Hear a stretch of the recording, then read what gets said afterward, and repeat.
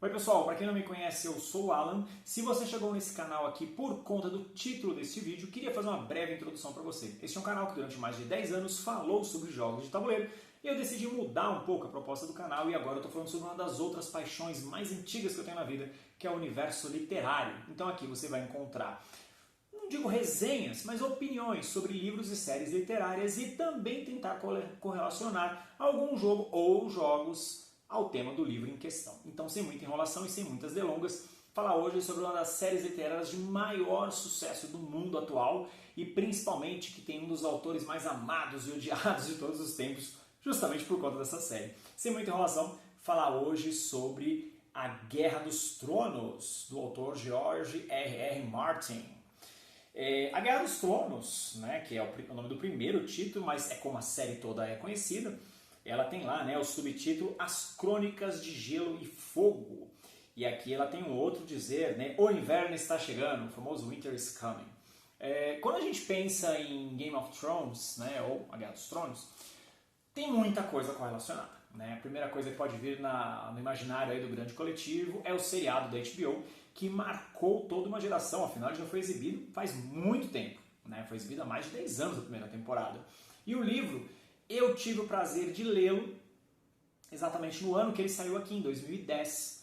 Né? Então eu estava ali naquela fase onde eu me deslocava muito pela cidade ainda de metrô, então era uma leitura bem prazerosa, porque era um volumão, né? Era um calhamaço, né? Todos os livros da série, mas eu conseguia ir num horário que eu conseguia parar ali e ler o meu livro tranquilamente. E metrô cheio também nunca foi problema, né? Às vezes aquele barulho, aquele fundúncio, eu estava lá muito preso na minha leitura, e a série do Martin tem esse maior poder de atração que eu já vi pouquíssimas vezes, sabe, com poucas leituras, que é te manter preso e interessado. É gancho ou cliffhanger, né, como as pessoas gostam de falar, é gancho atrás de gancho, é incrível como ele escrevia, e eu estou usando no passado mesmo o verbo corretamente, como ele escrevia bem.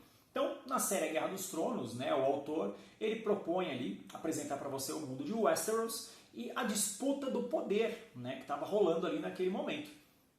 Então a casa Targaryen ela já tinha saído do poder, vou falar um pouco sobre isso também, e no começo da série nós víamos lá os Lannister, né, que eram os que detinham o maior poder financeiro, mas não necessariamente de recursos, né, aliados ali aos Baratheon, que tinham acabado de assumir há pouco tempo, né, não tão pouco tempo, mas há algum tempo, o trono de Westeros. Né?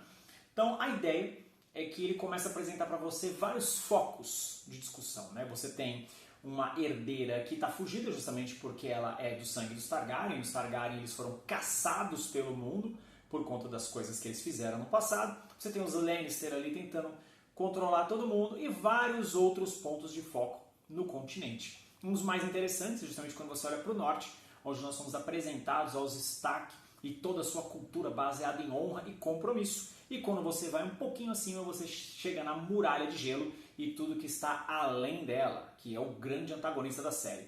Acredito que todo mundo saiba aqui do que se trata Game of Thrones, né, o Guerra dos Tronos, e também a retórica dos seus livros.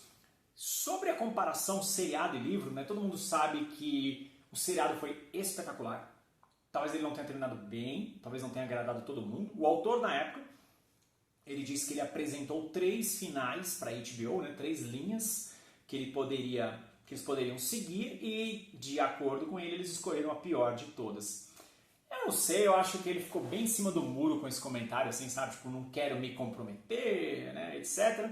E agora nós estamos vendo o universo do Game of Thrones sendo revisitado através da série Fogo e Sangue, onde nós estamos vendo o passado, né, ali dos Targaryen e meio que uma ascensão e declínio ali, né, deles, mas é legal porque a gente está vendo um dos principais poderes atômicos da série, que eram os dragões. Então, enquanto na Guerra dos Tronos a gente pôde ver eles de uma maneira muito muito parca, né? Nós tivemos o contato somente com 3 dragões, os dragões da Dany.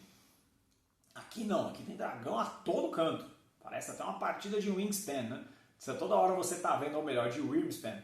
Toda hora você está vendo dragões ali para todo lado e é bem legal. Mas eu confesso que o seriado ele é bem aquém do que foi a primeira versão da HBO. Tá? Eu confesso que eu não gosto de diversas decisões criativas desse seriado. E também o próprio livro ao qual ele se inspira, eu acho ele um livro com uma qualidade abaixo dos outros. Já o Cavaleiro dos Sete Reinos, que é um outro livro ambientado no universo, eu acho que ele é muito bom e ele poderia ser melhor explorado aí, talvez um filme, né? Embora a gente tenha visto vários easter eggs desse livro durante o seriado do Guerra dos Tronos.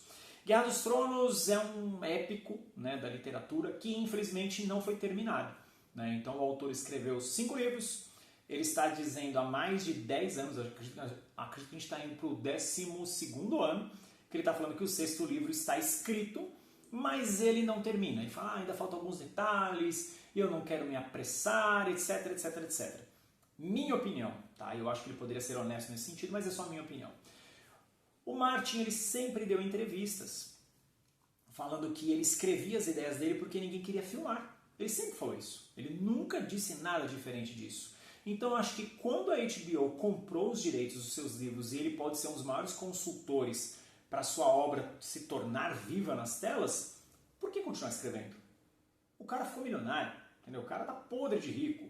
Então faz algum sentido eu continuar a escrever uma história que já foi terminada?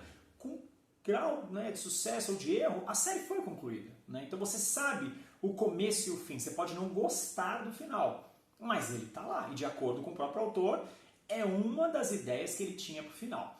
Então todos nós, né, talvez você que esteja vendo, eu não sei mais, todos nós queremos ver o final da saga literária, mas se passou tanto tempo, vale a pena ainda? Ainda tem interesse? Ainda existe, né, aquela procura, aquela demanda? Eu confesso que eu não sei se eu vou ler. Eu estou num projeto de leitura, né, muito ávida, até para manter o canal ativo aqui, desde o final do ano passado, onde eu quero ler e reler algumas coisas. E a saga da Guerra dos Tronos é uma das que eu quero me propor a reler. Tá? Então eu acho que vai ser bom revisitar esse mundo, porque os livros, eles além de terem mais detalhes, né, o conteúdo ser mais rico, embora o conteúdo da série seja muito rico, tem vários acontecimentos que foram literalmente cortados 100%, principalmente no tocante aos Greyjoy, que não aparecem no seriado. Eu entendo que foram decisões criativas, mas eu acho que perdeu-se muito, principalmente do Festim dos Corvos para frente, quando as histórias se igualam, você começa a perceber várias machadadas na história ali para compor, né, o que seria o seriado. Foi o que eu falei, o seriado é fantástico, mas eu ainda prefiro os livros. Eu não estou falando que os livros, você não precisa do seriado se você tem os livros. Não, acho que as obras elas se complementam, acho que tudo dentro da medida do possível ali está tudo ok. E Guerra dos Tronos é um produto que gerou muita coisa para esse universo que está aqui atrás de mim. Então nós tivemos alguns jogos de tabuleiro, alguns card games, alguns muito bons. A gente teve um card game que era o LCG, para quem está vendo esse vídeo aqui por conta do livro, né, o LCG é um gênero de jogo chamado Living Card Game, onde cada jogador vai montar um deck ali com as cartas, escolher uma facção, e ali você poderia jogar como os Baratheon, como os Greyjoy, como os Stark, como os Lannister, e é um jogo bem bom. Aqui no Brasil ele foi publicado na íntegra pela Galápagos Jogos durante a década passada e teve um grau de sucesso legal, tá? Foi um produto bem bacana, eu pude jogar algumas vezes e eu gostava do jogo. Mas o maior ponto de atenção mesmo dentro dessa franquia foi, com certeza, o jogo que leva o mesmo nome, a Guerra dos Tronos.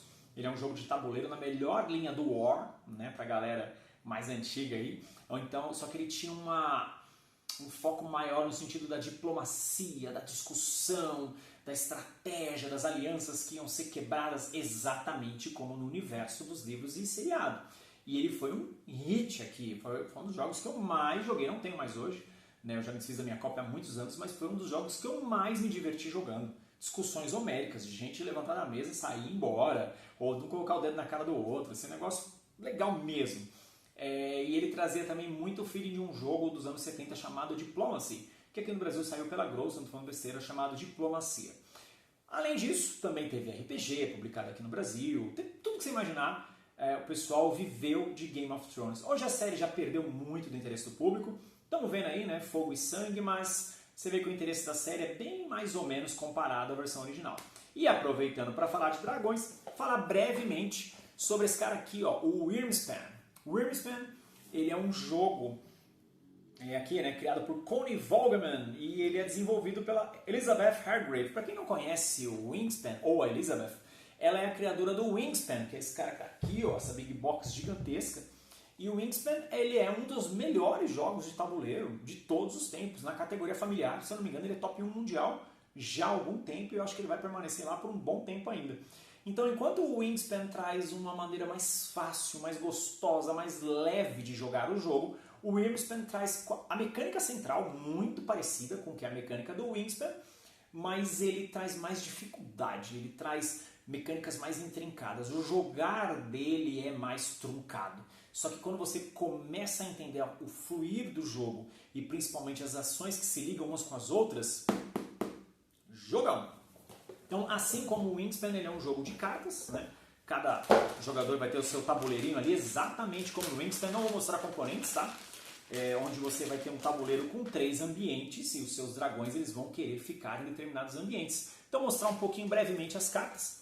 Então, aqui você vai ter as cartas de dragões que, assim como no Wingspan, tem o custo delas, o ambiente que ele gosta, né, de viver. Então, o seu tabuleiro é dividido em 3 níveis. Esse aqui, no caso, ele gosta de viver nos níveis mais baixos. E aqui, características do seu dragão, né, poderes que ele tenha ou quando vai passar a fase, ou quando ele entra na mesa, ou quando acontece alguma coisa de pontuação. Aqui, ovos que ele possa carregar e aqui, pontos de vitória que ele vale ao final do jogo. Tá? Vou mostrar só mais alguns. A arte, assim como a do Wingspan, é belíssima. Então, vou mostrar brevemente aqui algumas cartas.